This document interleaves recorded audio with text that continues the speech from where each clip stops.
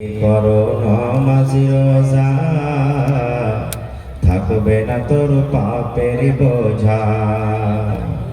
যদি মানো কোরআনের কথা, থাকবে না তোর গুনাহ খাতা। পুলসে রাতে পার করিবেন, পুলসে রাতে পার করিবেন খোদা রব্বে দো জাহান। ওরে মুসলমান তোরা হর্ষ নাই মান। কি করে কি আমল করলি, একাই আলি একাই যাবি। কি করে কি আমল করলি, একাই আলি একাই যাবি। ভালো আমল যদি পর গেলে, নেক আমল যদি পর গেলে, হবে তোর কল্যাণ। ওরে মুসলমান তোরা হর্ষ নাই মান।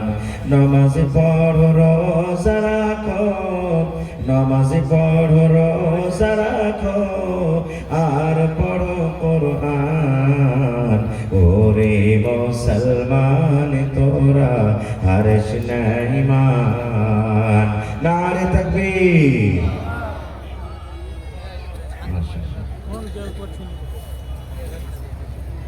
আজকে জলসা আমার যোগ্যতম শ্রদ্ধেয় সভাপতি সাহেব, উপস্থিত ওলামায়ে কেরাম, সামনে বসে থাকা ইসলাম দরদি দিন দরদি ভাই বাবাজিরা, পর্দানাশীন মায়েরা খালারা, সমস্ত তারিফ ও গুণগান সে মহান আল্লাহ তাবারক ওয়া তাআলার জন্য, যে মহান আল্লাহ তাবারক ওয়া তাআলা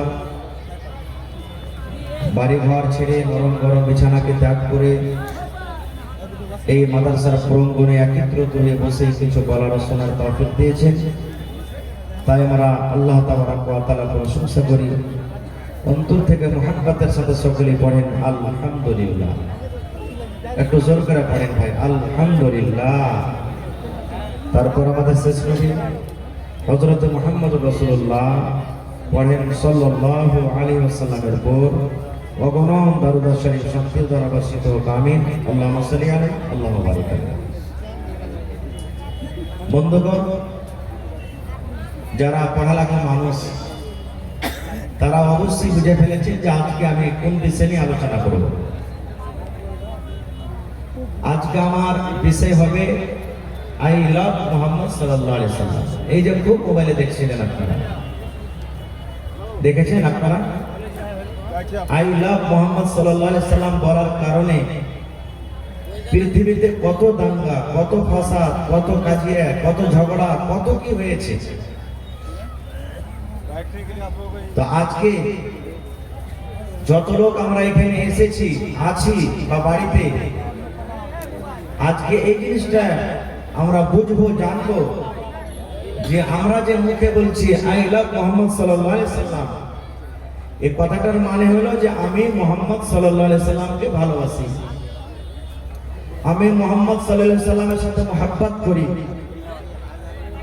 তো এই জিনিসটার হকদার আমরা আছি কিনা, আমাদের এই বলা কথাটা মুখে যেটা বলছি আসলেই মুহাব্বতের আমরা হকদার বা নবী মুহাম্মদ সাল্লাল্লাহু আলাইহি ওয়াসাল্লামকে আমরা ভালোবাসি, এই জিনিসটা একটু আমি তুলে ধরবো। আমার সময় 11:30 পর্যন্ত কিছু কথা বলবো, আর শেষের দিকে কিছু আপনাদের কাছ থেকে আমি নিব। ভাই মুসলমান, তাহলে প্রথমে আমাদেরকে জানতে হবে আমরা যে এখানে যত লোক নর নারী ছোট বড় বেশা আছি, একটু সামনে থেকে আপনারা বলবেন আমরা কোন নবীর উম্মত, একটু জোর করে আওয়াজ দিয়ে বলবেন, জোরে বলে। এই দেখেন, এইখানে তো মুহাব্বত শেষ হয়ে গেল। হ্যাঁ, আমরা কোন নবীর উম্মত যে ভাই? মুহাম্মদ সাল্লাল্লাহু আলাইহি ওয়াসাল্লাম। এটা জানা দরকার। আমাদের অবস্থা কি জানেন?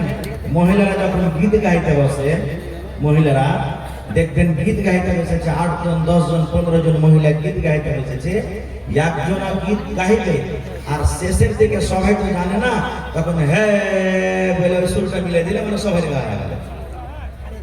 তা আমরা এরকম হয়ে গেছি মুসলমান দেখা দেখি, কিন্তু অরিজিনালে যদি যাই তো আমরা নবীর নাম আমরা জানি না। সুবহানাল্লাহ পরে দোয়া করছি। মাশাআল্লাহ, দেখেন কালেকশন আসতে শুরু হয়েছে। আমি খুব শর্টে কথা বলবো।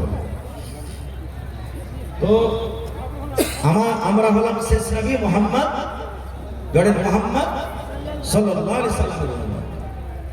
এবারে কেমন করে উম্মত, শুধু কি মুখে আমরা যদি বলে দিই আই লাভ মুহাম্মদ কে মুহাম্মদের হকদার হয়ে যাব? একটা হাদিসের কথা শুনে, ইসলামের দ্বিতীয় খলিফা, ইসলামের দ্বিতীয় রাজা হযরত ওমর রাদিয়াল্লাহু তাআলা একদিন আল্লাহ নবীর সাথে হেঁটে চলছেন, গল্প সল্প করছেন। আল্লাহ রাসূল প্রশ্ন করছেন, ওমর তুমি আমাকে কতখানি ভালোবাসো বাবা? নবীজি জিজ্ঞাসা করছেন ওমরকে, ওমর তুমি আমাকে কতখানি ভালোবাসো, আমার সাথে কতখানি মহব্বত করো বাবা? হযরত ওমর রাদিয়াল্লাহু তাআলা বলছেন, ইয়া রাসূলুল্লাহ আমি আপনার জান, আমি নিজের জান খান ছাড়া আপনাকে ভালোবাসি। মানে আমার স্ত্রী, আমার বেটা, আমার বেটি, আমার মা, আমার বাবা, গোটা পৃথিবী সব থেকে আপনাকে বেশি ভালোবাসে, কিন্তু শুধু আমার নফস মানে আমার জান ছাড়া। আল্লাহ রাসূল সাল্লাল্লাহু আলাইহি ওয়াসাল্লাম বলছেন, ওমর এখনো তুমি পূর্ণ মুসলমান হওনি। পড়েন সুবহানাল্লাহ। রাসূল কি বলছেন ওমরকে, ওমর তুমি এখনো পূর্ণ মুসলমান হওনি। यार মানে যখন আমার পরে আক্রমণ হবে, দুশমনেরা হামলা করবে, তখন তুমি আমার কাছে না থেকে তুমি আমার কাছ থেকে চলে যাবে, এটাই বোঝা গেল। আমার জান ছাড়া মানে কি, এটাই বোঝা গেল। হযরত ওমর রাদিয়াল্লাহু তাআলা খুবই জ্ঞানী মানুষ ছিলেন। তখন বলছেন, হুজুর আমার বলা ভুল হয়ে গেছে, আমি আমার জান থেকে আপনাকে বেশি ভালোবাসি। তখন নবী সাল্লাল্লাহু আলাইহি ওয়াসাল্লাম বলছেন, হ্যাঁ এখনো তুমি পাক্কা মুসলমান হয়েছো। এর নাম হলো কি, আই লাভ মুহাম্মদ সাল্লাল্লাহু আলাইহি ওয়াসাল্লাম। আর একটু আগে চলেন, একটা গল্প বলি আপনাদের সঙ্গে, এটা হাদিসের কথা নেই, শুধু বুঝার জন্য। আপনাদের কালিকাপুর বাজার আছে পাঞ্জরে, না আছে না নেই? কালিকাপুর বাজার পাঞ্জরে আছে। যারা লিট্টি বেচছেন, সিংড়া বসছেন, ভাই মন খারাপ করবেন, আমি শুধু বুঝার জন্য একটা গল্প বলছি, হাদিসের কথা নেই, মানুষকে বোঝার জন্য। একটা পড়ালেখা ছেলে ব্যাগ ঘাড়ে বেড়ে হেঁটে চলেছে, দেখছেন তো একটা দোকানে খুব ভিড়। তাহলে একটা লোককে জিজ্ঞাসা করছে ছেলেটা, যে হ্যাঁ রে ভাই কিসের দোকানে তো ভিড়, কারণটা কি? বলছে, বলিস না ভাই এই দোকানটাতে লিট্টি তৈরি হয়। লিট্টি খাইছে না কোনো? তো লিট্টি খাইছে রে ভাই? বলছে লিট্টি তৈরি হয়, আর খুব স্বাদওয়ালা লিট্টি, একবার যে খাইবে ভুলতে পারবে না, মানে অন্যদিন আসতে হবে। ছেলেটা বলছে, এক পা দু পা করে হাঁটে যায়, দেখি লিট্টির স্বাদ আমি নিয়ে নিই। হাঁটতে হাঁটতে তখন দোকানদারকে বলছে, দোকানদার ভাই দুটা লিট্টি গেল আমাকে দাও। দোকানদার দুটা লিট্টি দিয়েছে। যারা হুঁশিয়ার, পড়ালেখা, যারা বুদ্ধিজীবী মানুষ, ভাত খায়, রুটি খায়, ছাতু খায়, যা খায় ওরা দেখে শুনে খেলে, এটা লাগে হক হকি আছে। আবার গপ গপ গপ করে শুরু করে দিলে তার। এবারে সেই ছেলেটা খাইতে বসেছে, দেখছে ওর লিট্টিতে একটা চুল লেগে আছে। কি লেগে আছে ভাই? যারা বলে কি লেগে আছে? লিট্টিতে চুল লেগে আছে। ছেলেটা বলছে, ভাই দোকানদার তোমার লিট্টি খাবো না, অন্য লিট্টি দাও আমাকে। বলছে, কেন রে ভাই? বলছে, তোমার লিট্টিতে চুল লেগে আছে। থালা খানটাকে বদলে আবার দ্বিতীয় থালাতে ওকে দুটা লিট্টি দিয়েছে। খেতে লিট্টি দেখছে, খেতে যাওয়ার টাইমে অতি আর একটা চুল লেগে আছে। তখন বলছে, ভাই রে এই লিট্টিও খাওয়া হবে না, তুমি এই লিট্টিটাকে পাল্টে লাও।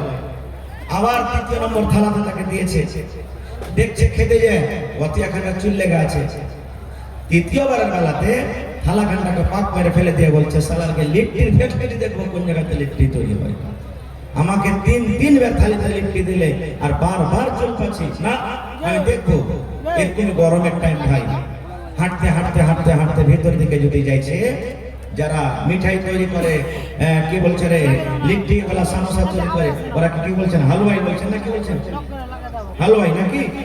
দেখছে একটা খালি গান জায়গায় দিয়ে আছে, দেয়াল গড় গড় গড় গড় করে ফুটছে, আর ওর আঞ্জর পাঞ্জরে কোনো মানুষ নাই। আর একবারে চুপচুপে ঘাইমে আছে, টস টস টস করে তার শরীরে পাসিনা বইছে, ঘামছি। কত হয়তো পাসিনা ওড়াইতে হচ্ছে মনে হয়, কত সাত বাড়বে নাকি আল্লাহ জানছে। এবারে দেখছে তো ওখানে আঞ্জর পাঞ্জর কেউ মানুষ নেই, আটা তো মানে সানা আছে, আর যে লিট্টি তৈরি করে আর কিন্তু একটা হাত ধরে ঠোঁটা এখানে হাত ধরে। আপনারা যারা লিট্টি খেয়েছেন দেখবেন, লিট্টি গোল হয় না লম্বা হয় ভাই? গোল হয়। তো গোল করতে গেলে দু হাতের দরকার না, এক হাতে হবে। দু হাতের দরকার হবে। এই ছেলেটা মনে মনে করেছে যে হ্যাঁ হে এই লিট্টিওয়ালাটা একাই এখানে আছে, অন্য কেউ নাই, আর ওর ফের এখানে হাত ঠুকঠা তো লিট্টি বানাইছে কেমন করে ও বলছে না একে দেখি যাবো কেমন করে লিট্টি হয়। তেল গড়গড় করে খুঁজছে, ভাই কিন্তু লিট্টিওয়ালা জানে না যে আমাকে দেখতে এসেছে। একটুখানি হাত লিয়েছে যে হাতখানটা ভালো, হাতে একটু লিট্টি লিয়েছে আর হাতখানটাকে চেড়ে বগলে চেড়ে মারছে, তারপর আর তেলে ছাড়ছে। এরকম ভাবে একটা আটা লিয়েছে, বগলখানটাকে চেড়ে মারছে, তারপর আর তেলে ছাড়ছে। 2-4-5টা যখন হয়েছে, সুবহানাল্লাহ, বগলটা উঠিয়ে দেখছে তা ঘাসের মাসা শুরু করে দিয়েছে। একবারে লম্বা লম্বা 5-6 ইঞ্চি একবারে উলার ফাল লেগে আছে বগল। সুবহানাল্লাহ। তখন বলছে এর লিট্টিতে চুল পাবো না, থেকে ভালো লিট্টি খাবো।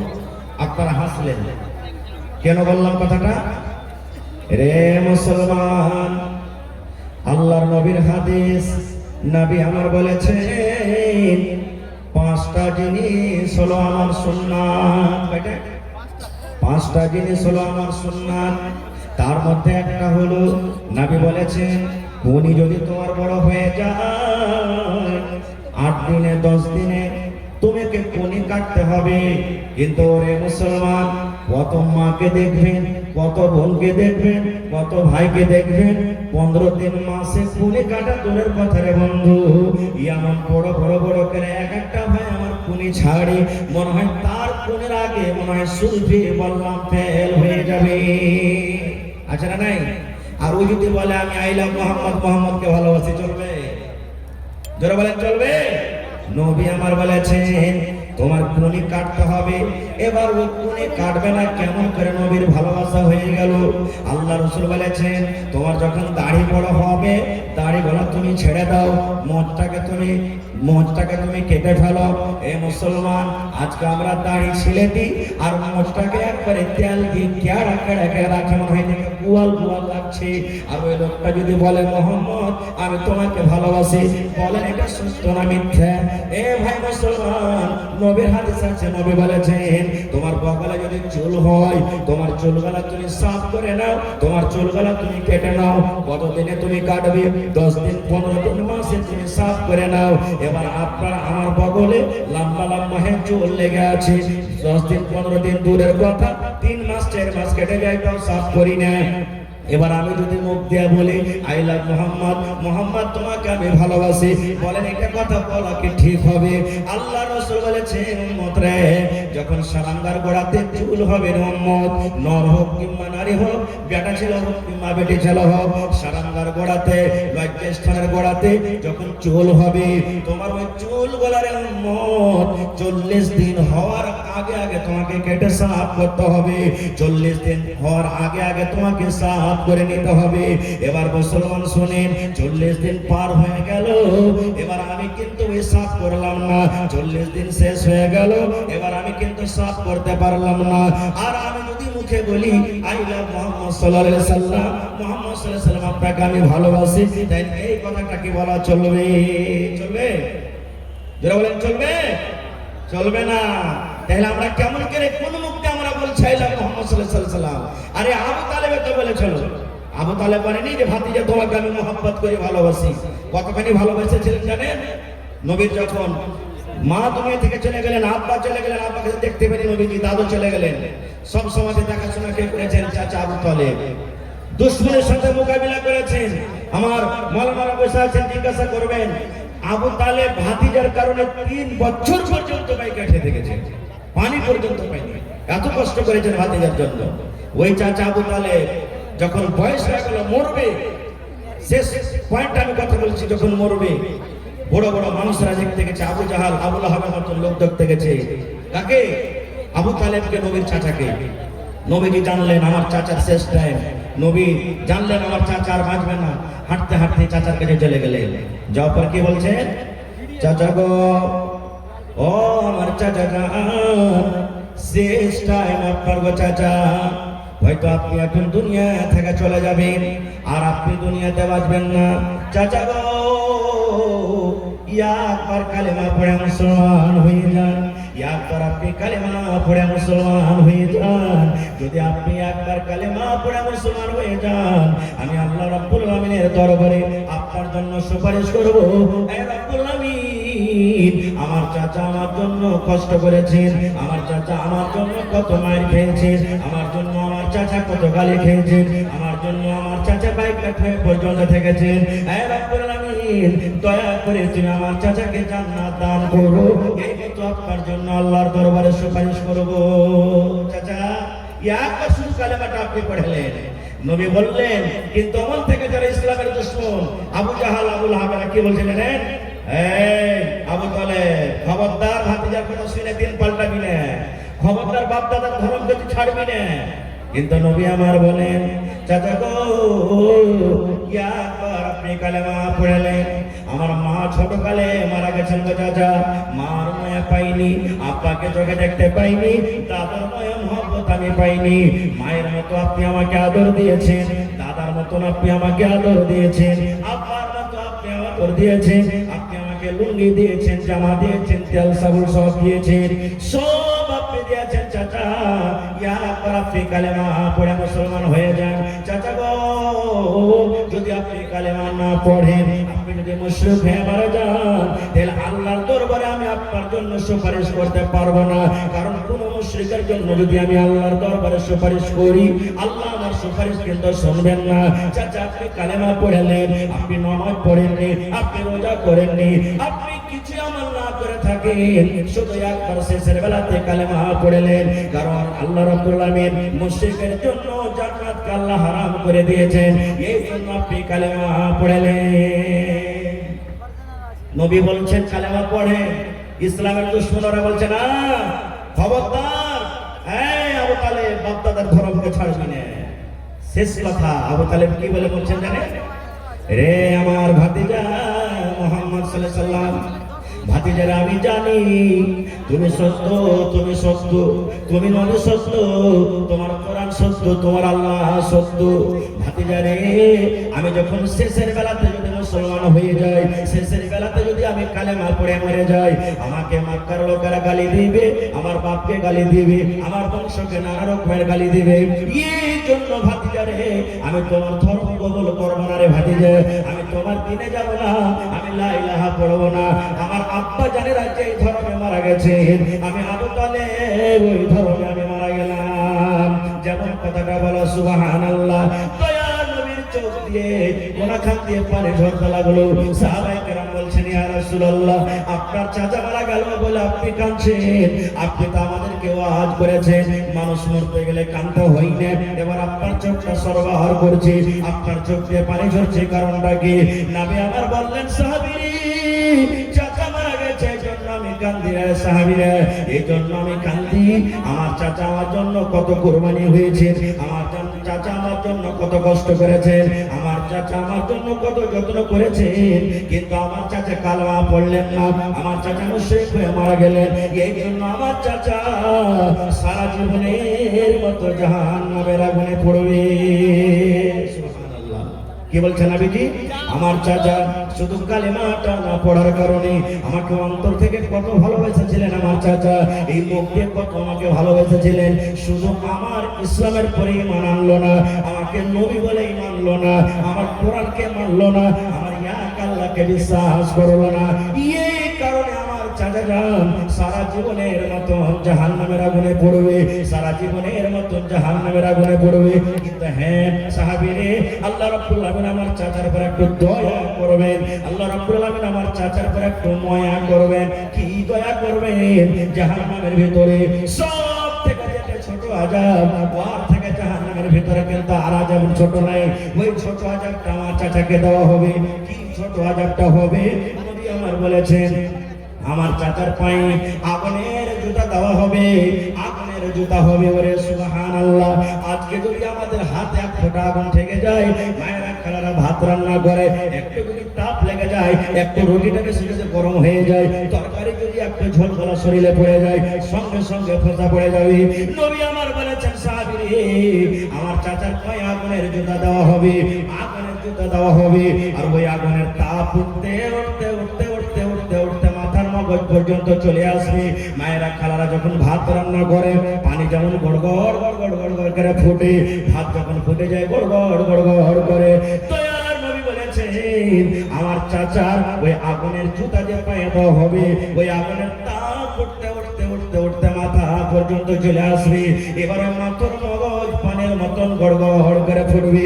এটা জাহান্নামের মধ্যে সব থেকে ছোট আযাব, ইয়ার থেকে জাহান্নামের ভিতরে কিন্তু আর ছোট আযাব নাই। নারে তাকবীর। এত কষ্ট করার পরও শুধু নবীকে আনলো না, ঈমান আনলো না, এত ভালোবেসেছিলেন নবীকে, কিন্তু জাহান্নামের আগুনে পড়বে। আর আমরা শুধু মুখ দিয়ে বলছি আমাদের দিকে আমাদের কিছু নাই, আর যদি বলি আই লাভ মুহাম্মদ সাল্লাল্লাহু আলাইহি ওয়াসাল্লাম, তো এটা চলবে? চলবে না। আর একটু আগে চলে। আরে মানুষ তো মানুষ। ইমাম সাহেব জুম্মার দিনে যেই জিনিসটার করে তক্তার উপরে দাঁড় হয়ে খুতবা দিয়েছেন, আমরা কি বলি? ধরে বলেন কি বলি? সহিহ বুখারী শরীফ হাদিস। আল্লাহ রাসূল খুতবা দিতেছেন, তারপরে প্রথমে শুরুতে একটা খাজুরের গোড়া, খাজুরের জড়, খাজুরের একটা কাঠের উপরে খুতবা দিচ্ছেন। কিছুদিন পর একটা মহিলা এসে বলছেন, হুজুর আমার একটা ফার্নিচার ভালো মিস্ত্রি আছে, আপনি যদি বলেন আপনার জন্য একটা সুন্দর মেম্বার তৈরি করে দিলেন। 3 ধাপিয়ালা মেম্বার নবীকে এসে দিয়ে দিলেন। নবীজি পরের জমাতে ওই পুরাতন লকড়ি খাজুরের ওকে সাইডে হটকে দিলেন, আর ওই নতুন মেম্বারের উপরে চড়ে খুতবা দিলেন। আপনারা যেমন জালসা শুনছেন, সাহাবায়ে কেরাম মসজিদ ভরা বানানো। ওরে সুবহানাল্লাহ, নবী আমার যেমন খুতবা শুরু করেছেন, বাচ্চা যেমন কাঁদে, সাহাবায়ে কেরাম বলছেন মসজিদের মধ্যে বাচ্চার কান্নার মতন আওয়াজ শুরু হয়ে গেল। কে কাঁদছে মসজিদের ভেতরে? রে কান্নার আওয়াজ আমরা পাচ্ছি। দয়ার নবী বলছেন, বাবা রে, এই মসজিদের ভেতরে কে কাঁদছে রে বাবা? কে মসজিদের মধ্যে এরকম ভাবে কান্দে যেমন বাচ্চা শেষকে মেরে মেরে কান্দে? সাহাবায়ে কেরাম বলছেন, হুজুর কোন বাচ্চা তো এখানে কান্দতে দেখতে পায় না, কে কান্দে? আমার নবী নজর করে দেখে ওই যে পুরাতন মিম্বার, পুরাতন খাজুরের গাছ, কোন গল্প নেই, সহিহ বুখারী শরীফের হাদিস। পুরাতন মিম্বার, পুরাতন গাছ, যেমন বাচ্চা কান্দে বাচ্চার মতন ফুইলা ফুইলা ফুইলা পেঁপড়া পেঁপড়া কাঁদছে। নবী আমার মিম্বার থেকে নেমে গেলেন। মিম্বার থেকে নেমে যাওয়ার পর ওই পুরাতন কাঠের উপরে এরকম ভাবে নবীজি হাত খোলাছেন, এরকম ভাবে লাড়ছেন, আর বলছেন, মিম্বারে তুমি কান্দো কেন? চুপে যাও, তুমি কাঁদিও না। নবী বলছেন, তুমি কান্দো কেন? আপনি জানেন আপনি যখন সেমাপুর বাজার চলে যাবেন, আপনি কালিকা গুজু বাজার চলে যাবেন, আর আপনার যদি 5 বছর 7 বছরকার বেটা যদি বেটি বলে আপা আমিও যাব, আর যদি ছেলেটাকে আপনি না নিয়ে যান, বলেন আপনার ছেলেটা বাড়তে কানবে কি কানবে না? জোরে বলেন, কানবে কি কানবে না? আপনি 2 ঘন্টা পর যখন বাড়িতে আপনি এলেন, দেখছেন বাচ্চাটা কিন্তু কাঁদতে আছে। এবার আপনি ময়াতে দয়া দেখে ছেলেটাকে দেখবেন, এরকম ভাবে বুকে জড়িয়ে নেবেন আর বলবেন, বাবা তুমি চুপ, কাঁদিও না। যত চুপতে বলবেন, ছেলেটা বলেন আরো ফেফড়া ফেফড়া কানবে কি কানবে না? বলেন কানবে।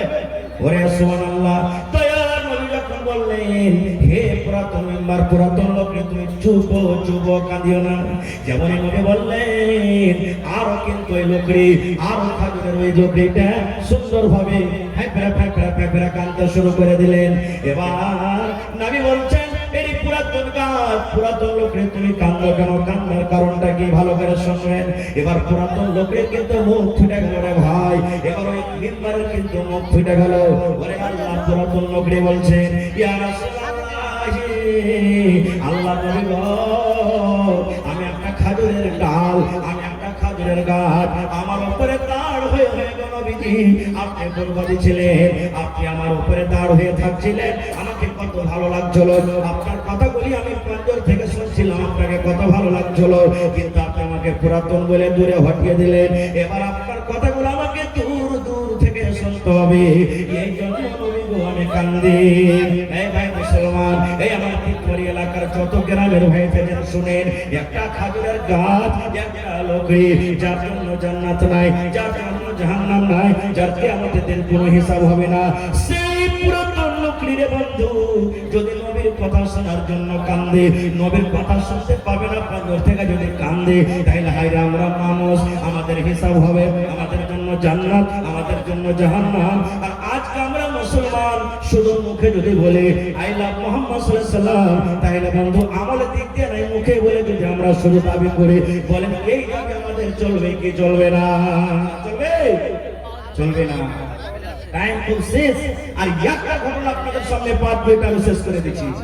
আহা, সাহাবায়ে কেরাম নিজের আমলটা কিভাবে করেছিলেন, কিভাবে নবীর সাথে মহব্বত ভালোবাসা করেছিলেন, সেই ঘটনা আপনাদের সামনে বলছি। আল্লাহ রাসূল সাল্লাল্লাহু আলাইহি ওয়াসাল্লাম একটা লড়াইতে গেলেন, যুদ্ধতে গেলেন।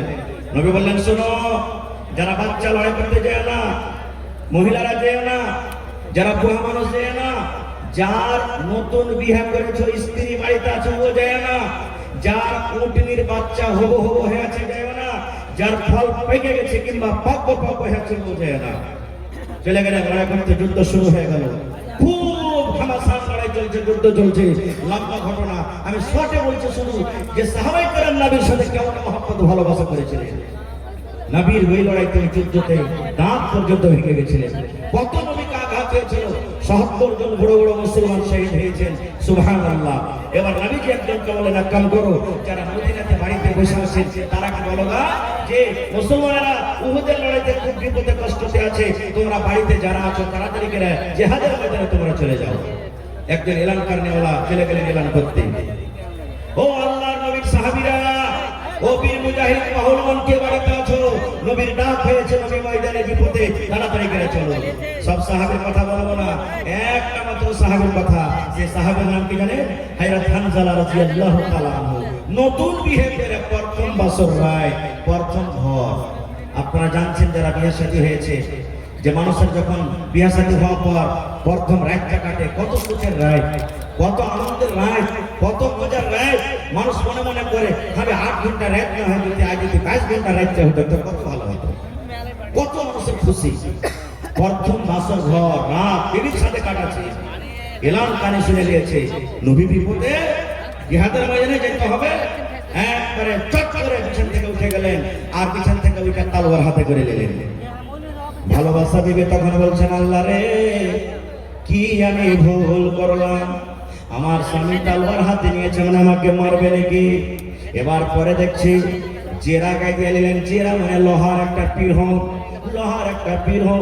দুশ্মনে আঘাত করতে গেলে, তীর মারতে গেলে, তলোয়ার মারতে গেলে হেফাজত হবে।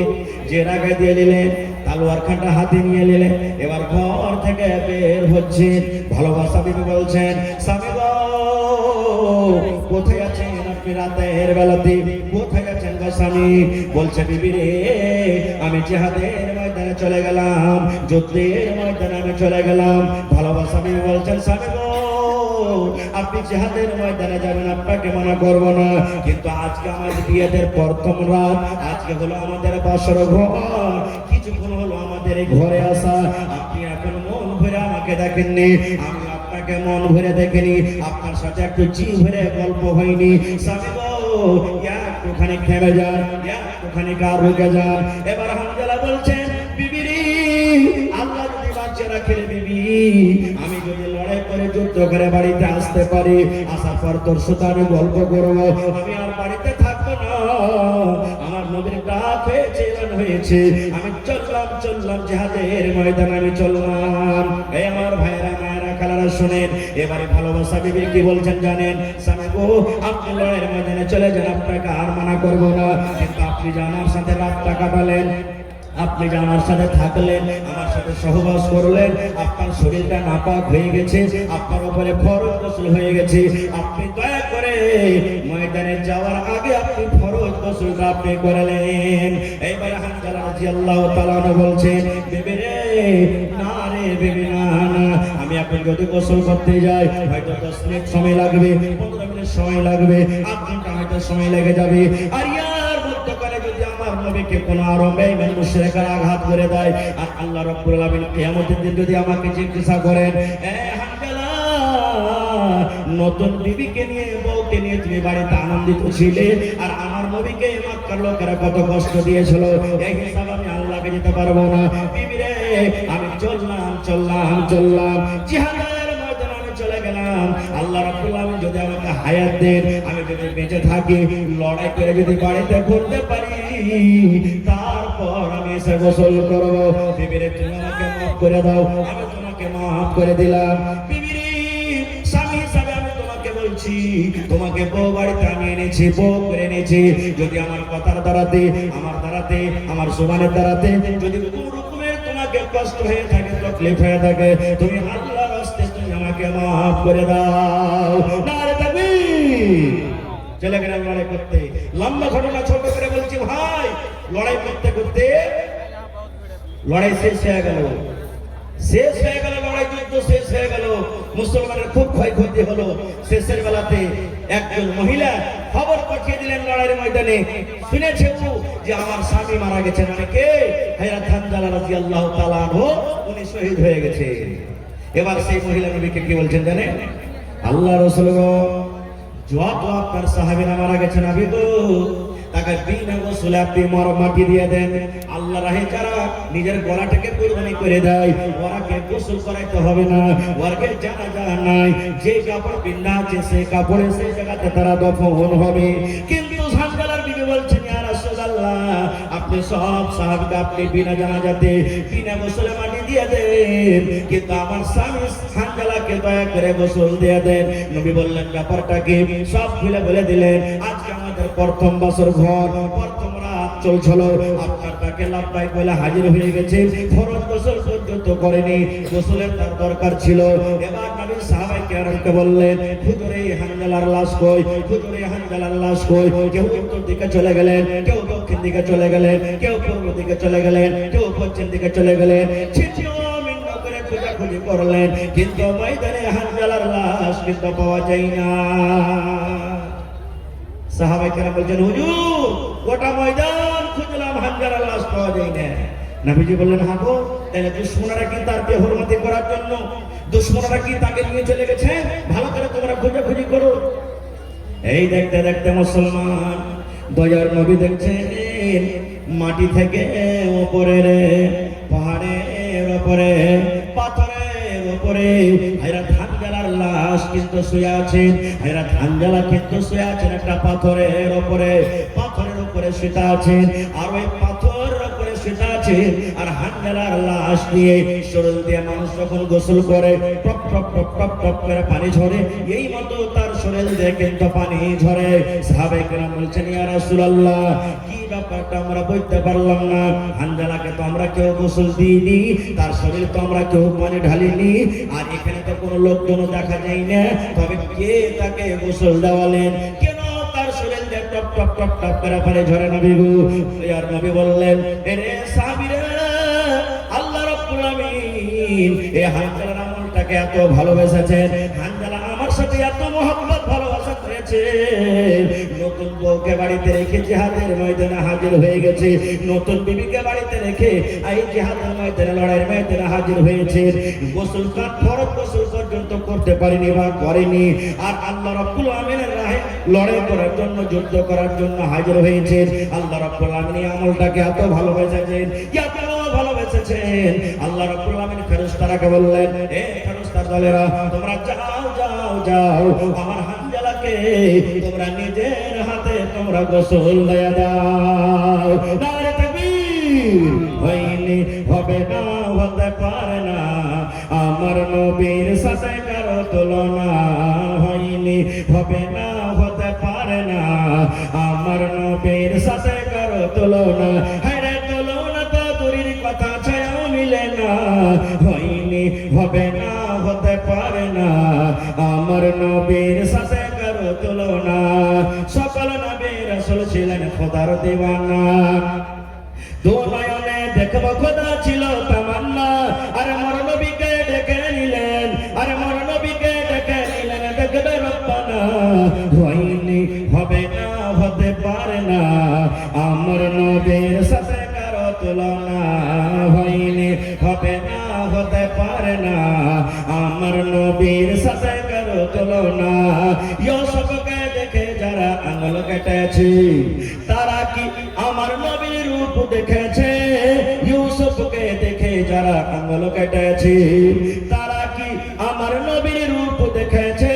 আর দেখতো যদি কেটে দিত, আর দেখতো যদি কেটে দিত কলিজাখানা। হয়নি, হবে না, হতে পারে না, আমার নবীর সাথে কারো তুলনা। হয়নি, হবে না, হতে পারে না, আমার নবীর সাথে কারো তুলনা। যার শানে আল্লাহ তাআলা করলেন ঘোষণা, খোলকে আজিম আমার শাহে মদিনা। যার শানে কোরআনে আল্লাহ তাআলা করলেন ঘোষণা, খোলকে আজিম আমার শাহে মদিনা, মুসলমানের নবী ছাড়া কিছুই মানে না, মুমিনে কোরআন ছাড়া কিছুই বুঝে না, হইলে হবে না হতে পারে না, আমার নবীর সাথে কারো তুলনা, হয়নি হবে না হতে পারে না, আমার নবীর সাথে কারো তুলনা। নারে তাকবীর। ভাই আমার এই বিষয় নিয়ে অনেক হাদিস করার কথা আছে, তবে ভাইরি আজকে আমি আপনাদেরকে একটু পরীক্ষা করব। কি পরীক্ষা? আজকে আপনাকে প্রমাণ করতে হবে যে আমি সত্য নবী মুহাম্মদ সাল্লাল্লাহু আলাইহি সাল্লামকে ভালোবাসি, নবীর সাথে মহব্বত করি। তাহলে এই মাদ্রাসা হলো নবীর মাদ্রাসা। কার মাদ্রাসা? জোরে বলেন, কার মাদ্রাসা?